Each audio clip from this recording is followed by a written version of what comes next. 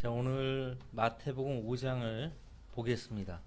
오늘은 여러분이 흔히 알고 있는 산상설교 가운데 팔복입니다. 팔복. 마태복음 5장 1절 말씀부터 12절까지 12절 말씀까지 제가 읽겠습니다. 주께서 무리를 보시고 산에 올라가 앉으시니 제 아들이 주께 나아오더라. 주께서 입을 열어 그들을 가르치며 말씀하시기를 영이 가난한 자들은 복이 있나니 천국이 그들의 것이며 애통하는 자들은 복이 있나니 그들이 위로를 받을 것이며 온유한 자들은 복이 있나니 그들이 땅을 유업으로 받을 것이며 의에 굶주리고 목마른 자들은 복이 있나니 그들이 배부를 것이며 자비로운 자들은 복이 있나니 그들이 자비를 얻을 것이며 마음이 순결한 자들은 복이 있나니 그들이 하나님을 볼 것이며 화평케 하는 자들은 복이 있나니 그들이 하나님의 자녀라 불릴 것이며 의로 인하여 박해를 받는 자들은 복이 있나니 천국이 그들의 것임이라. 나로 인하여 사람들이 너희를 욕하고 박해하고 거짓으로 꾸며 가진 악한 말로 너희를 거슬러 말할 때에 너희에게 복이 있나니 기뻐하고 크게 즐거워하라. 이는 하늘에서 너희의 상이 큼이라. 너희 앞서 있었던 선자들도 그들이 이같이 박해하였느니라. 마태복음은 성경에서 굉장히 소화하기 어려운 음식으로 치면 고기에 해당됩니다. 자꾸 들어야 돼요. 자꾸 듣다 보면은 익숙해져서 이 말씀이구나 알 수가 있게 됩니다. 산상수훈, 산상보훈이라고 그렇게 말을 하는데 교훈 이상의 말씀을 하고 있습니다. 단순히 주님은 교훈을 강론하신 거 아니에요. 도덕적 교훈 그 이상을 말씀하신 거예요. 이것은 한마디로 이야기하면 왕국의 법률이에요. 왕국의 법률. 자, 산에 올라가 앉으셨다라고 말씀하고 있죠. 여기서는 설교란 말씀이 나오지 않지만요, 설교는 가르치는 것이에요. 하나님의 진리의 말씀을 가르치는 것이 설교입니다. 연설 그 이상이에요. 여기 5장은 팔복이죠. 6장에서는 여러분이 알고 있는 주기도문이 나오고 7장 말씀은 황금률이 나옵니다. 황금률. 그런데 이 말씀들이 직접적으로 교리적으로는 이 시대에 구원받은 성도들과는 전혀 관계가 없고요. 유대인들에게 하는 말입니다. 유대인들에게 하는 말이에요. 하지만 그럼에도 불구하고 이 시대에 살아가는 우리 구원받은 성도들이 얼마든지 영적으로 취해서 삶의 지침으로 삼을 수 있습니다. 삼을 수 있습니다. 그러니까 이 시대에 교리적으로 해당되지 않는 말씀이라고 해서 배관시할 필요가 없습니다. 여기 팔복의 내용뿐만 아니라 이어서 계속 하시는 말씀 보시면 누가복음 6장의 설교의 내용과 거의 비슷해요. 근데 누가복음 6장의 설교는요, 예수님께서 평지에서 하신 설교죠. 이 마태복음 5장, 6장, 7장은요 산에 올라가서 하신 설교예요. 그런데 예루살렘 성읍을 다윗의 도성이라고 하죠. 다윗의 성읍을 가리켜서 구약에서는 어떤 산이라고 말씀하고 있습니까? 시온산이라고 말씀하고 있죠. 시온산. 시온산은 다윗의 성읍이고 그 성읍 안에는 다윗의 보좌가 있어요. 그 다윗의 보좌에 예수님께서 재림하시면 그 보좌에 앉아 온 세상을 통치하게 될 것입니다. 그러니까 지금 산에 올라가 앉으셔서 말씀하시는 것은 마치 시온산에 있는 다윗의 보좌에 앉아서 왕국의 법령을 선포하시는 왕의 모습을 볼 수가 있죠. 그런데 이 가르침을 받을 때 백성들이 뭐라고 했는가 하니까 마태복음 7장을 잠깐 보세요. 마태복음 7장 28절 29절 예수께서 이 말씀들을 마치시니 5장에서 시작한 그 설교를 여기 7장에서 마치신 거예요. 주의 교리에 백성들이 놀라더라. 이는 주께서 가르치시는 것이 권위 있는 문 같고 서기관들과 같지 아니하였기 때문이라. 서기관들은요, 성경을 기록하고 필사하고 보존하는, 그리고 가르치는 그런 임무를 소유했는데, 당시 서기관들은요, 성경을 제대로 가르치지 않은 거예요, 백성들에게. 그러니까 백성들의 영적 상태는요, 영적으로 말씀에 대해서 기근 상태였어요. 말씀의 기근이에요. 말씀을 듣지를 못하는 거예요. 예? 근데 예수님께서 오셔가지고요, 그 은혜로운 말씀을 백성들에게 하시는 거예요. 그러니까 주님이 가시는 곳마다 사람들이 문전성시를 이루었죠. 예수님 입에서 나오는 은혜의 말씀을 듣고요, 백성들이 막 기뻐서 어찌할 줄 몰랐다고. 누가복음에 자주 그런 표현이 나오는데, 대표적으로 여러분들 잠깐 보세요. 누가복음 12장 보세요.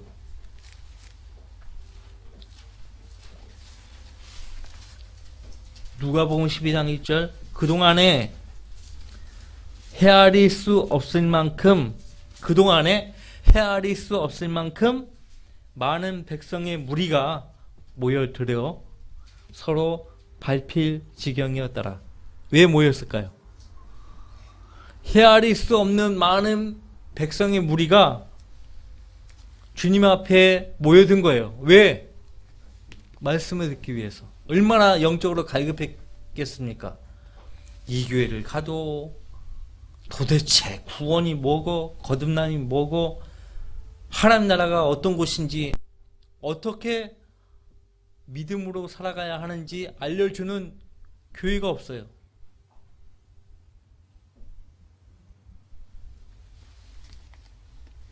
지금 예수님 당시보다 더 심각해요. 아시겠어요? 가짜 성경으로, 변개된 성경으로 교회들을 마귀가 다 관장해 버렸어요. 5장으로 다시 돌아오셔서 2절 말씀 보시면, 주께서 입을 열어 그들을 가르치며 말씀하시기를, 영이 가난한 자들은 복이 있나니 천국이 그들의 것이며. 그러면 이 말씀들을 보면 천국에 들어가기 위해서는 영이 가난해야 한다는 말씀이잖아요. 그죠? 천국에 들어가려면 영이 가난해야 되고, 위로받으려면 애통해야 돼요. 온유해야만 땅을 유업으로 받게 됩니다. 예수님은 지금 왕국의 복음을 계속 전파하시면서 모여든 유대 백성들에게 표적을 행사하셨습니다. 지금은 표적을 보고 믿는 시대가 아니에요. 표적을 보고 믿는 시대는 떠났어요. 지금은 아니에요. 지금은 기록된 말씀을 믿고 하나님을 섬기는 때입니다. 지금 믿음의 시대예요. 믿음만이 하나님께 인정받을 수 있는 때라고요. 믿음이 없이는 하나님을 기쁘시게 할 수 없어요. 왕국의 표적은요, 이스라엘 백성들에게 예수 그리스도가 메시아고 또 그분이 왕국을 가져왔다는 것을 나타내기 위해서 왕국 복음과 더불어 표적을 하나님께서 행사하시는 거예요. 자, 권위 있는 분 같고라고 했죠. 마태복음 7장에서 우리가 예수님이 가르치시는 것이 권위 있는 분 같고라고 했잖아요. 예. 권위 있는 분 같고. 왜? 예수님 왕이거든요.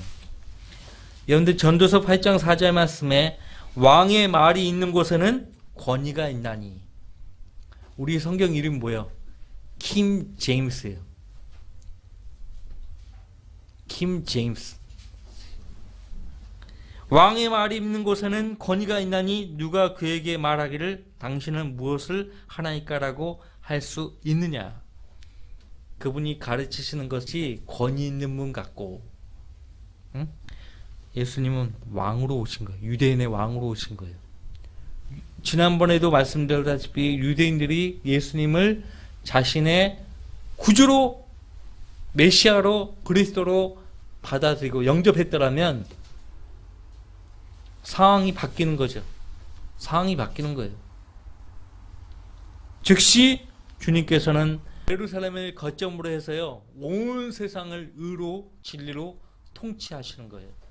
우리는 어떻게 해서 하나님 나라에 들어가게 되었습니까? 예수님을 구주로 믿어서 죄사함 받고 영원한 생명 얻었기 때문에 하나님 나라에 들어가죠. 여기서는 천국이에요. 천국과 하나님 나라는 같지 않다고 말씀드렸습니다. 예수님은 천국의 왕이시지만 동시에 하나님 나라의 왕이시기도 해요. 자, 어렵지 않아요. 하나님 나라는 영적인 나라죠. 천국은 보이는 나라예요. 정치적이고 물리적인 나라예요. 그래서 이 눈에 보이는 가시적인 왕국, 이 천국에 들어가기 위해서는 이 3절부터 말씀하신 복을 받지 않으면 천국에 들어갈 수 없어요. 첫 번째, 영이 가난한 자들만이 복을 얻고 천국에 들어갈 수가 있어요. 자, 우리도 여기서는 천국이지만 우리도 하나님 나라에 들어가기 위해서 어떻게 해야 됐습니까? 하나님 말씀을 들었을 때, 들었을 때 교만한 마음을 버리고 자기 생각을 버리고, 그죠? 불의한 자기 생각을 버리고 악한 내 길을 버리고 회개하고 주님을 구주로 영접했죠?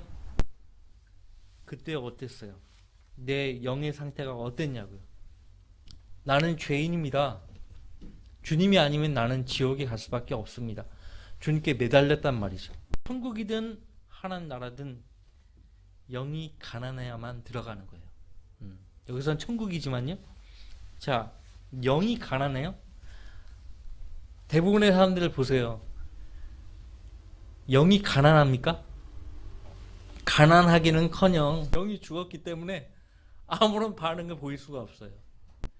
자, 보세요. 거기 이사야서 57장 보세요.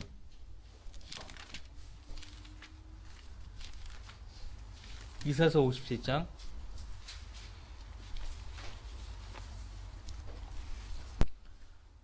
이사야서 57장 15절 말씀에 영원에 거하시는 높고 우뚝 솟은 분, 그의 이름이 거룩이신 분이 누구예요? 하나님이죠. 이같이 말하노라. 나는 높고 거룩한 곳에 거하며 또한 통회하고 겸손한 영을 지닌 자와 함께 거하여 겸손한 자의 영을 소생케 하고 통회하는 자의 마음을 소생케 한도다. 소생케 하신다고. 죽어있는 그 영을요, 살려내신다는 거예요. 하나님 말씀 전파되었을 때 믿음으로 반응하면요, 비록 거듭나지 않은 영이 있지라도 믿음으로 반응하면은 성령께서 그 영을요, 소생케 하시는 거예요. 하나님 말씀 반응하는 영을 통회하고 겸손한 영이라고 말씀하고 있습니다. 하나님 말씀을 들었을 때 거역하지 않는 거예요. 거역하지 않는 거예요. 그러니까 거듭날 수 있는 거예요. 아직 거역하는 사람들이 있어요. 말씀을 들었을 때 자기 생각을 얘기하고 그런 사람들은 아직 도움 못 받는 거예요. 또 있죠? 시편 51편 보세요.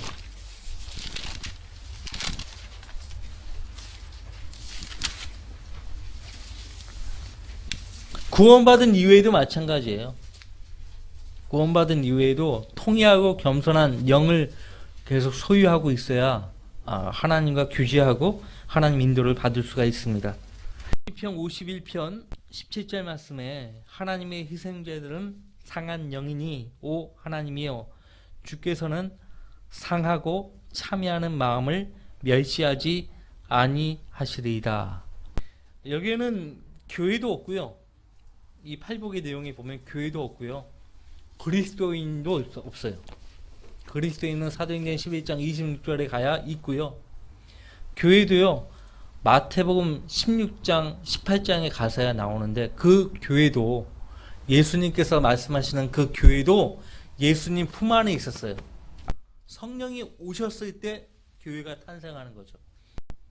그래서 이제 앞으로 오순절 이후로 탄생할 그 교회에서 어떻게 실행해야 한다고 예수님께서 이제 마태복음 16장 18장에서 이렇게 미리 말씀을 해 주신 것입니다. 자, 내용이 그런데요. 한마디로 이야기하면요. 마태복음에 나오는 이 팔복뿐만 아니라 5장, 6장, 7장의 이 말씀들은 산상설교는 그동안 구약성경에서 우리가 봤던 율법 있죠. 구약의 율법. 그 율법이 요구하는 그 의, 거룩함, 그거보다요 훨씬 엄격해요.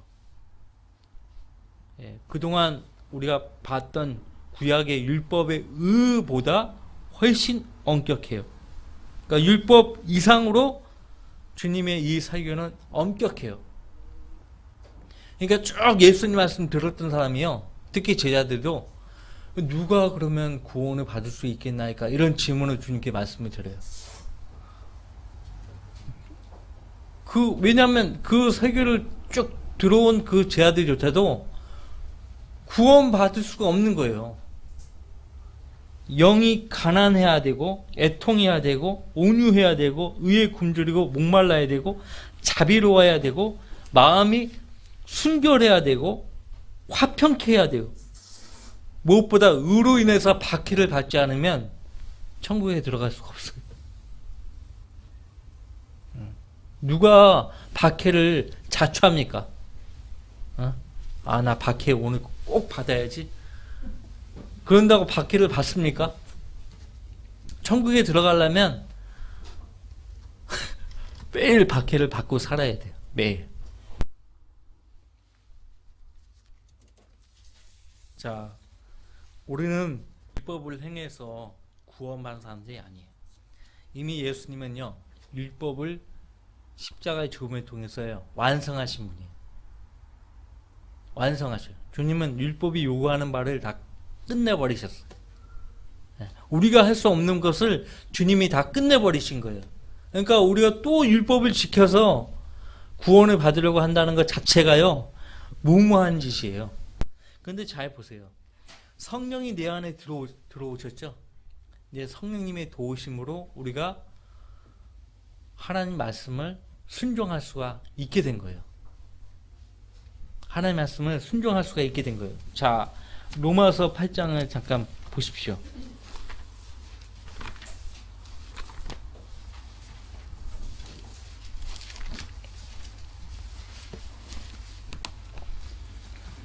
로마서 8장 3절 4절 말씀을 같이 읽겠습니다. 율법이 육신을 통하여서는 연약하여 할 수 없는 것이므로 하나님께서 죄 때문에 자신의 아들을 죄 있는 육신의 모양으로 보내 그 육신의 죄를 선고하셨으니 이는 율법의 의가 우리 안에서 이루어지게 하려 함이라. 우리는 육신을 따라 행하지 않고 성령을 따라 행하는 자들이라. 우리가 거듭나지 않았을 때는 감히 상상도 할 수 없는 일들이 거듭난 이후에 우리 삶 가운데서 일어나고 있어요. 여러분들 진지하게 기도해 본 적 있냐고요? 구원받기 전에. 이렇게 진지하게 기도한 적이 없었어요. 이렇게 성경을 진지하게 읽은 적이 없어요. 예? 저도 구원받기 전까지는요 성경을 안 읽었어요. 왜 안 읽었을까요? 성경을 읽어도 무슨 말인지 몰라요. 모르겠어. 졸음만 오고.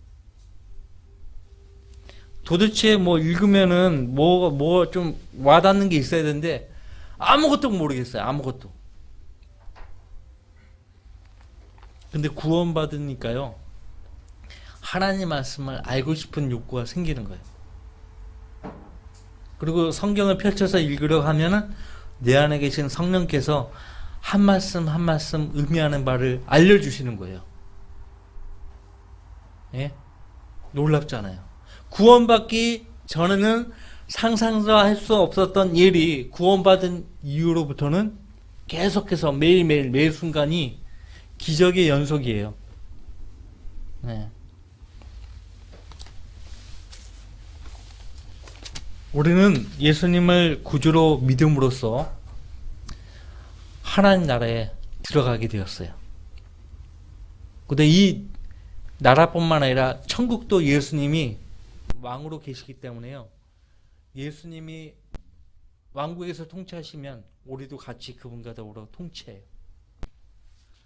영이 가난한 자들은 복이 있나니 천국이 그들의 것임이요. 예. 애통하는 자들은 복이 있나니 그들이 위로를 받을 것이며. 잘 보세요. 천국 직전에 천국을 맞이하는 그 유대 백성들 어떤 환란을 거칩니까? 대환란을 거치죠. 대환란. 환란 서신들 히브리서부터 보면은 애통하라는 말이 굉장히 많이 나와요. 애통하라. 사실상 우리가 예수님을 알지 못하고 진리를 모르고 살 때요. 얼마나 많은 억울한 그런 일을 당해야 했습니까? 근데 예수님 만나고서 어때요? 다 용서하는 마음이 생겨버리죠. 내가 왜 용서받았기 때문에. 온유한 자들은 복이 있나니 그들이 땅을 유업으로 받을 것이며. 땅을 유업으로 받는다. 상속받는다는 거거든요. 천국을 받는다는 얘기예요. 천국은 보이는 왕국이에요. 예. 땅을 통치하기 위해서요. 유업으로 받는 것이에요. 그러려면 온유해야 돼요. 우리 가운데 온유한 분들 계세요? 아, 나는 아직 온유하지 못해. 이 말씀에 의하면요. 땅을 유업으로 못 받는 거예요. 천국에 못 가는 거예요. 그러니까 지금 믿음으로 말미암아 구원받는 이때의 잣대로 보면은 마태복음 5장은 거리가 멀죠. 우리하고 관계가 없어 보여요. 예, 율법의 말씀, 구약에 있는 율법 10계명과 나란히 놓고 봐도 달라요. 예수님 지금 이 설교하는 말씀은 그동안 모세오경에 기록된 그 율법의 말씀과는 또 달라요. 상당히 달라요. 그러니까 율법의 의보다 더 엄격한 의를 강조하고 있다는 것이죠. 제가 하는 말이 무슨 말인지 아시겠습니까? 성경을 보면은 예수님과 모세에 대해서 언급하는 말씀들을 우리가 보게 되는데 그 민수기 10장 보세요.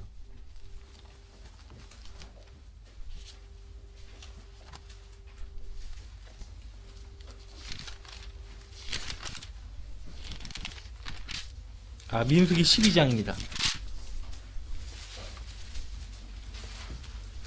민수기 12장 3절 말씀 보시면 그런데 그 사람 모세는 매우 온유하여 지면 위의 모든 사람보다 더 온유하더라. 이 3절 말씀을요. 모세가 기록했다고 보세요.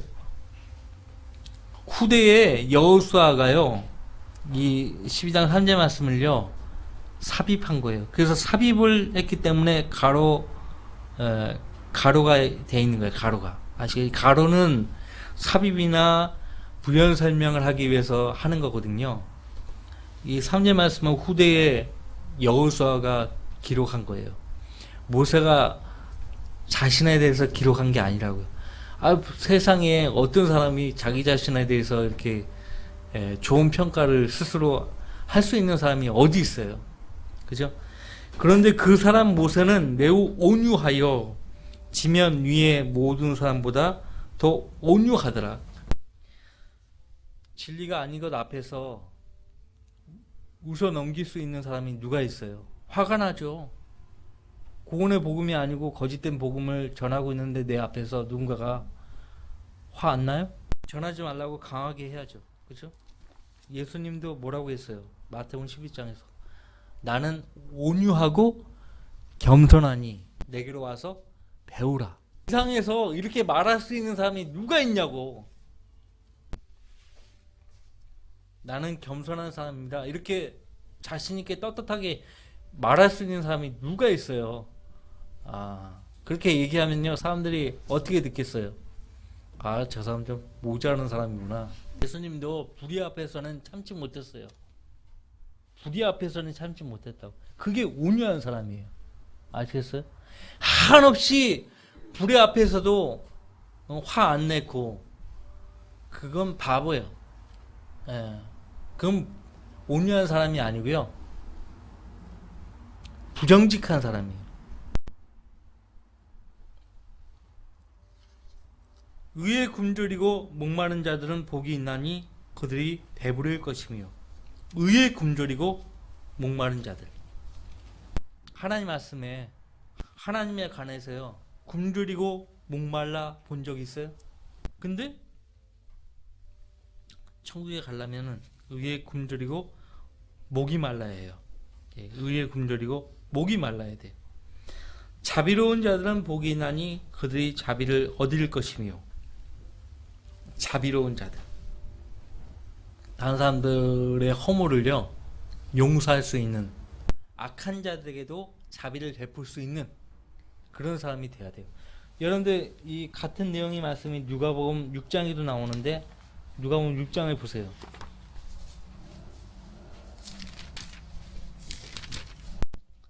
20절 말씀부터 그때 주께서 눈을 들어 제 아들을 보시고 말씀하시기를 너희 가난한 자들은 복이 있나니 하나님의 나라가 너희의 것이며. 하나님 나라라고 말씀하고 있죠. 마가복음, 누가복음, 요한복음에는 천국이라는 말이 나오지 않아요. 다 하나님 나라예요. 하나님의 나라.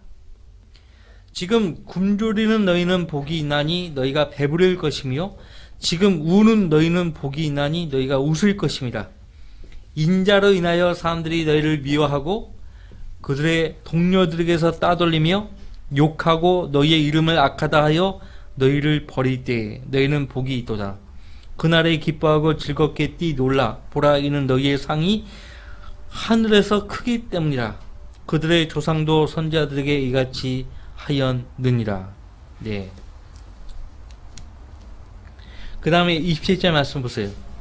그러나 나는 듣는 너희에게 말하노니 너희 원수들을 사랑하고 너희를 미워하는 자들에게 잘해주며 너희를 저주하는 자들을 축복하고 너희를 천대하는 자들을 위하여 기도하라. 내 한쪽 뺨을 때린 자에게 다른 쪽도 돌려대며 또 너의 외투를 빼앗는 자에게 내 우도까지 가져가는 것을 금하지 말라. 근데요, 주님이 이렇게 말씀하셨으니까 그렇게 해야지가 아니라 마음속 깊은 곳으로부터 올라와야 돼요. 이런 마음이 올라와야 된다고요. 근데 그 마음을 소유한 사람이 누구인가? 예수님을 구주로 영접한 성도예요. 성령님을 모신 성도만이 할 수 있어요. 여러분들 그 계속 이어서 마태복음 5장에 8절 말씀 보세요. 마음이 순결한 자들은 복이 있나니 그들이 하나님을 볼 것이며. 마음이 순결한 자들은 복이 있나니 그들이 하나님을 볼 것이며. 현재 여러분의 마음 상태를 보세요. 여러분의 마음 상태가 순결합니까? 우리가 예수님을 구주로 믿었을 때 그 순간 예수님은 자신의 보배로운 피로요, 우리의 더러운 마음을요 깨끗하게 씻어준 거예요. 그래서 구원받은 성도의 마음은요, 구원받은 그 순간부터 정결한 마음이 된 거예요. 그 전까지는 우리 마음이요 깨끗하지 않았어요. 깨끗하지 않았다고요. 근데 구원받았을 때부터 그분의 보배로운 피로요 우리의 더러운 마음을 깨끗하게 씻어 주신 거예요. 근데 구원받은 이후에 우리가 걸어가신 하나님과 동행하지 않고 그분과 교제하지 않고 오히려 세상으로 가서 세상과 일치하려고 하면 내 마음이 어떻게 변할까요? 더러워지는 거예요. 세상과 가까워지면요 내 마음이 더러워질 수밖에 없어요. 그래서 세상과 분리된 삶을 하나님께서 요구하시는 거예요. 마음이 순결한 자들은 복이 있나니 그들이 하나님을 볼 것이며. 왕국 직전, 천국 직전의 대환란 때도요, 그 예수님이 재림하시는 것을 간절히 기다리고 사는 환란에 통과하는 유대인 성도들도요 마음이 깨끗해야 돼요. 히브리서 12장 보세요. 히브리서 12장. 우리도 마음을 순결하게 지키지 않으면 안 돼요. 구원받은 성도들은요 모두가 다 신랑이신 예수님을 기다리고 살아가야 하는 순결한 처녀예요. 처녀. 마음을 세상에 뺏겨서는 절대 안 돼요. 히브리서 12장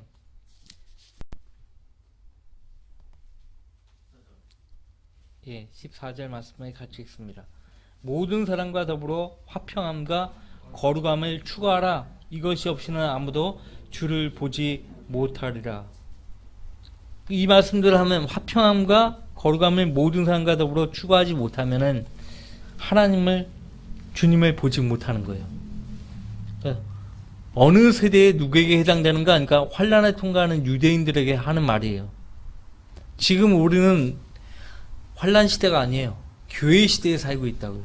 우리가 이제 성경 말씀을 보면 우리가 주님이 우리를 도둑같이 오셔서 데리고 가세요. 네, 도둑같이 오셔갖고 여러분과 저를 데리고 올라갑니다. 아무도 몰라요. 세상 사람들 몰라요. 예. 그러면 이 지상에 전무후무한 대환란이 펼쳐집니다. 그때 환란을 통과해야 되는 유대인 성도들은 이 히브리서 말씀부터요 그대로 순종해야 돼요. 그러니까 히브리서 말씀에 보면은 구원을 잃어버린다는 말씀이 나오거든요. 지금 우리하고 교리적으로 해당이 안 돼요. 그러니까 이런 것들을 나누어 공부하지 못하는 목사들이 이 말씀 저 말씀 그냥 완전 중구난방 짬뽕 해가지고요, 응? 구원을 받았다고 얘기해놓고 또 어떨 때는 구원을 받을 것이라고 얘기하고 또 받은 구원도 잃어버린다고 얘기하고 왔다 갔다 하는 거예요. 왔다 갔다. 응? 그러니까 왕국 직전, 왕국에 들어가기 위한 조건으로 이렇게 마음의 순결함을 강조하고 화평함과 거룩함을 추구하지 않으면 하나님을 볼 수 없고 주님을 볼 수 없다고 말씀하고 있어요. 여러분들 9절 말씀이 제일 중요한데요. 마태복음 5장 9절 말씀 다 중요하지만 특별히 9절 말씀, 화평케 하는 자들은 복이 있나니 그들이 하나님의 자녀라 불릴 것임이요. 우리가 화평케 해서 하나님의 자녀가 되었습니까? 아니죠. 예수 그리스도를 구주로 믿어서 하나님 자녀가 되었고요. 로마서 5장 1절 말씀을 보면 우리가 예수 그리스도를 믿음으로써 의롭게 되었기 때문에 예수 그리스도를 통하여 하나님과 화평을 갖느니라, 하나님과 화평을 갖는다라고 말씀하고 있어요. 우리가 어떻게 하나님과 화평을 갖게 되었다고요? 예수 그리스도를 믿음으로써. 그래서 의롭게 됨으로써 그분을 통해서 하나님과 화평을 갖게 되었다고. 자, 영적으로 가져오면요, 하나님과 화평을 가진 사람만이 사람들과 화평을 유지할 수 있어요. 화평케 할 수 있죠. 그죠? 예루살렘은 화평의 성읍이라고 합니다. 살렘이 뭐예요? 살렘. 화평이거든요. 페르시아어도 영향을 받아가지고요, 안녕하십니까? 그러면 그 사람들은 살렘이라고 불러요. 살렘 이렇게 불러요. 안녕하십니까? 이 말이거든. 살렘, 페르시아 말로. 예, 살렘. 그게 어디서 온 거예요? 안녕하십니까가 뭐예요? 평안하십니까? 라는 뜻이거든요. 밤새 평안하셨습니까? 이 말이에요. 예, 샬롬에서 나온 거거든요. 샬롬. 예루살렘 하면 화평의 성읍이라는 뜻이에요. 화평의 성읍. 근데 성경을 쭉 읽어보시면 화평이 먼저 나온 적이 없어요. 먼저 의가 먼저 나와요. 의가 먼저고 그 다음에 화평이에요.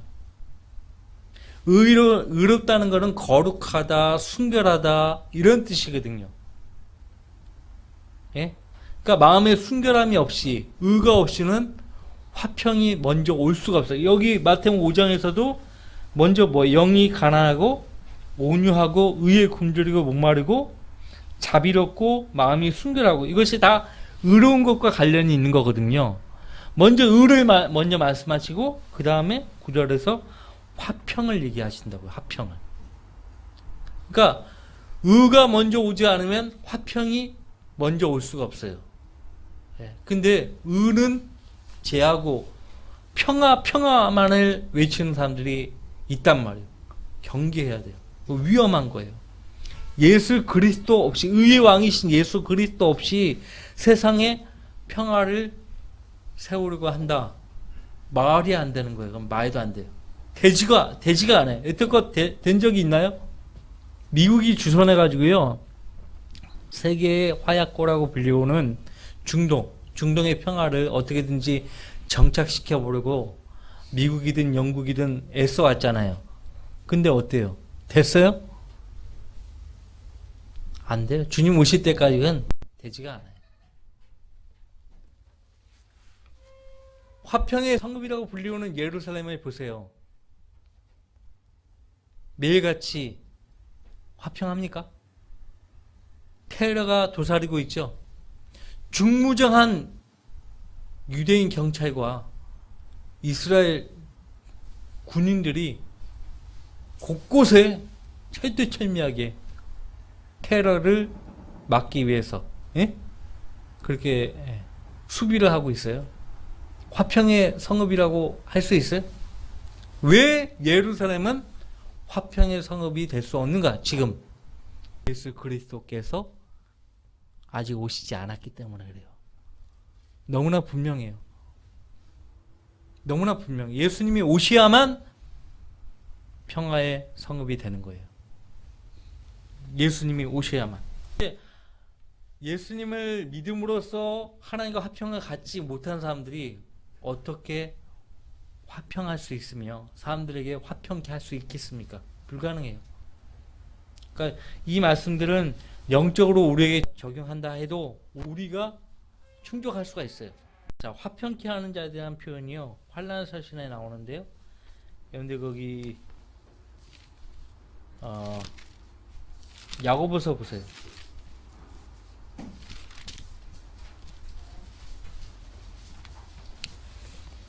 두 가지 종류의 지혜를 다루고 있는데, 땅에 속한 지혜를 말하고 있는 반면에 위로부터 오는 지혜를 언급하면서 거기 3장, 야고보서 3장 17절 18절 같이 읽습니다. 그러나 위로부터 오는 지혜는 첫째 순수하고 그 다음은 화평하며, 자, 친절하고 양순하며 자비와 선한 열매대로 가득하고 편견이 없고 위선이 없나니 의의 열매는 화평케 하는 자들의 화평 안에 뿌려진 것이니라. 17절에도 순수함이 먼저 나오잖아요. 그 다음이 화평이고, 그죠? 화평이 먼저 언급된 적이 없어요. 성경 어디를 봐도 화평을 먼저 언급한 적이 없다고요. 항상 먼저 의와 관련된 말씀이 먼저 나와요. 순수하다, 의와 관련된 거예요. 그죠? 우리가 하나님의 의, 예수 그리스도의 의를 받게 되면 순수해지는 거예요. 마음이 순결해지는 거예요. 의로워지는 거예요. 우리가 의로워지고자 해서 의로워지는 게 아니에요. 예수님을 영접했더니 불의했던 우리가, 죄인이었던 우리가 의로운 하나님의 자녀가 되는 거예요. 의의 열매는 화평케 하는 자들 화평 안에 뿌려진 것이니라. 화평케 하는 자들. 마태복음 10장을 보시면 내가 세상을 화평케 하려고 온 줄로 아느냐? 이 말씀하셨거든요. 답이 나오잖아요. 그죠?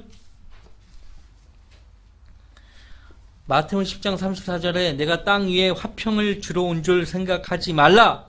나는 화평을 주러 온 것이 아니라 칼을 주러 왔느라. 화평이 먼저 아니에요. 예수님이 이 땅에 오신 목적은 뭐예요? 세상의 죄 문제를 해결하기 위해서 오신 거예요. 세상의 모든 죄인들에게 그분의 의와 거룩함을 주시기 위해서 이 땅에 오신 거예요. 그것이 먼저 이루어져야 되는 거예요. 그것이 이루어진 다음에 화평이 임하는 거예요. 화평이. 아시겠죠? 로마 카톨릭은요, 예수 그리스도 없이 이 세상에 평화를 건설하려고 하는 거예요. 잘못된 겁니다. 근데요, 저 그리스도가요, 그렇게 와요. 저 그리스도가 활동하기 전에 예수님을 흉내낸다고, 예수님이 오시기 전에 침례인 요한이 그분의 길, 왕의 길을 예비하잖아요. 적그리스도가 오기 전에요. 거짓 선자들, 그러니까 거짓 교사들, 그러니까 교사가 목사인데요. 거짓 목사들이요. 세상 사람들에게 화평을 강조해요. 화평을. 거기 잠깐 볼. 그러니까 옛날 구약의 선자들 때도 마찬가지였어요. 거짓 화평을 이야기하는 거짓 선자들이 많았다고요. 예레미야서 잠깐 보실랍니까?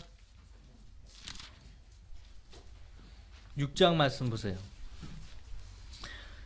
이사야서 57장에도 악인에게는 화평이 없다고 하나님 말씀하셨다고 선자 이사야가 말한 적이 있죠. 악인에게는 화평이 없어요.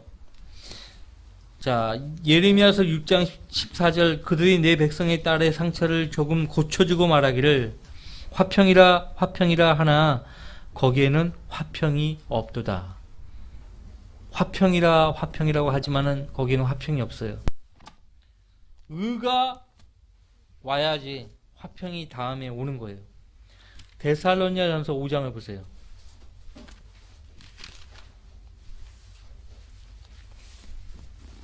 5장 1절 말씀부터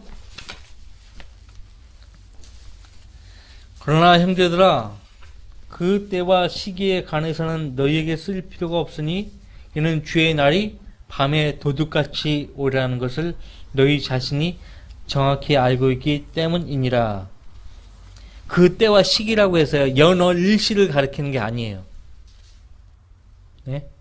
연월 일시를 가리키는 것이 아니라 그 때와 시기예요. 언제쯤 예수님이 오십니까? 그 말을 하고 있는 거예요. 언제쯤. 근데 우리가 정확하게 알고 있는 사실은 주의 날이 밤에 도둑같이 오리라는 것이에요. 도둑같이 오시는 거예요. 예, 도둑같이 오시는 그 때와 그 시기에 관해서요. 바울 사도가 이렇게 말합니다. 3절 말씀을 같이 읽어볼게요. 그들이 평안하다 안전하다고 말할 때에 아이벤 여인에게 진통이 오듯 갑작스런 멸망이 그들에게 임하리니 결코 피하지 못하리라. 평안하다 안전하다고 말할 때에 오신다 이거예요. 예? 지금 어느 때보다도 뉴스를 틀어보면 평화 평화 평화 아주 귀에 박히도록 그 말이 자주 해외 토픽 해외에 관련된 뉴스 들어보면 어김없이 나오는 주제어가 뭐예요? 토픽 테마가 뭐예요? 평화예요. 피스. 피스.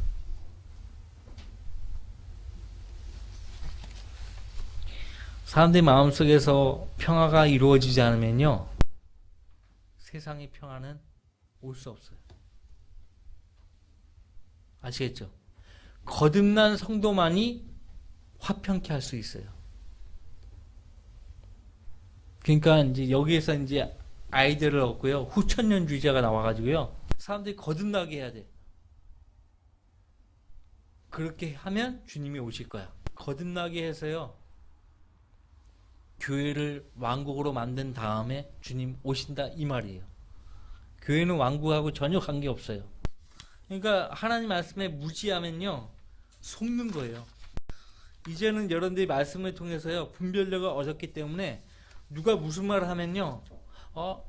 틀린 말을 한다라고 분별력은 갖게 돼요.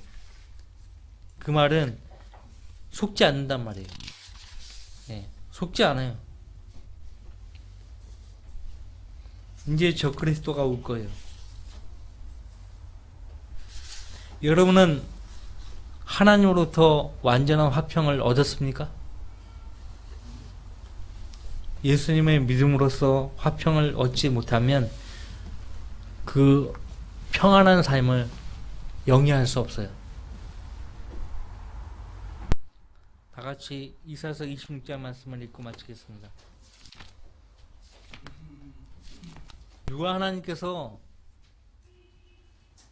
화평을 주시는가?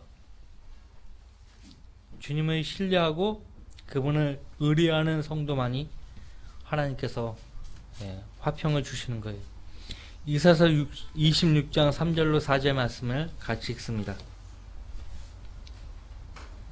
주께서는 마음을 주께 의탁하는 사람을 완전한 화평 속에 지키시리니 이는 그 사람이 주를 의뢰함이니이다. 너희는 주를 영원히 의뢰하라. 이는 주 여호와 안에 영원한 힘이 있음이라. 언제까지? 영원히 의뢰하는 거예요. 영원히. 예? 우리가 들림 받고 나서도 예수님과 함께 이 땅에 내려와서 세상을 통치할 때에도, 또 영원히 주님과 함께 살 때에도 영원히 우리는 주님을 의뢰해야 되는 거예요. 마음을 주께 의탁하는 사람을 주님은 완전한 화평 속에 지키신다. 그죠? 이는 그 사람이 주를 의뢰함이니이다. 마음의 화평을 잃어버리지 않기 위해서라도 우리는 항상 우리 마음을 주님께 의탁해야 돼요. 성령 충만한 성도의 삶을 보면 항상 평안한 마음을 갖고 있기 때문에 불안한 성도가 그 성도를 찾아가서 이야기를 몇 번 하다 보면 그 평안함을 얻게 돼요. 주님을 온전히 신뢰하는 성도들과 규제하는 이유가 여기에 있어요. 하나님 말씀을 딱 얘기해줘서 한마디를 해도 나에게 참 평안함을 주는 그런 신실한 그리스도인과 만나서 규제를 해야죠. 그죠? 예, 규제를 해야 합니다. 그래서 결론을 이야기하면 비록 이 천국에 들어가기 위한 요건으로서 왕국의 법령을 예수님이 선포하는 말씀이지만 성령이 내주한 그리스도인들은 이 요건대로 살아갈 수 있다는 거예요. 이 요건대로 가능하다는 거예요. 성령님이 도와주신다는 거죠. 우리가 말씀에 복종하기만 하면 가능하다는 거예요. 그러니까 우리도 예수님과 함께 통치한다니까요. 우리가 예수님과 함께 통치해요. 그리스도 안에서 경건하게 살고자 하는 모든 사람은 박해를 받는다고 했잖아요. 박해를 받아요. 세상이 여러분을 미워한다고요. 왜? 세상이 싫어하는 말을 하기 때문에 그래요.